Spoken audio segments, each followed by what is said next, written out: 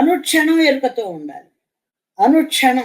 ఎరుక అంటే ఎవరో వస్తారు ఏదో మాట్లాడతారు. ఆ మాటకి నేను సమాధానం చెప్పాలా వద్దా?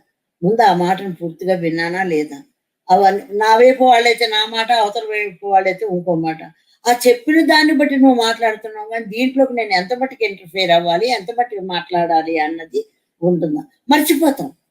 ఇప్పటిదాకా ఏదో కాసేపు ధ్యానం చేసినంత సేపు బానే ఉంటాం. చదువుకున్నంత సేపు బానే ఉంటాము. సజ్జన సాంగత్యం చేసినంత సేపు బానే ఉంటాం. మళ్ళీ ఇద్దరు ముగ్గురు చేరారనుకోండి, మాటలొచ్చేసినాయి అనుకోండి. ఆ మాటల్లో నువ్వు ఎంత మట్టికి మాట్లాడుతున్నావు? ఇంకొకరి గురించి ఏం మాట్లాడుతున్నావు? ఇంకొకరిని ప్రశ్నించే హక్కు నీకుందా? హక్కంటే తెలుసుకున్న వారికి హక్కుంటుంది. తెలియని వారు కూడా నాకు తెలుసనుకుని మాట్లాడతారు చూసారా? అది హక్కు లేనితనం. ఇంకొకరి గురించి మాట్లాడేటప్పుడు సర్వము తెలిసి ఉన్నవారు మాత్రమే మాట్లాడాలి. అది ఒక్క పత్రిజీ మాత్రమే. ఇంకెవ్వరూ లేరు.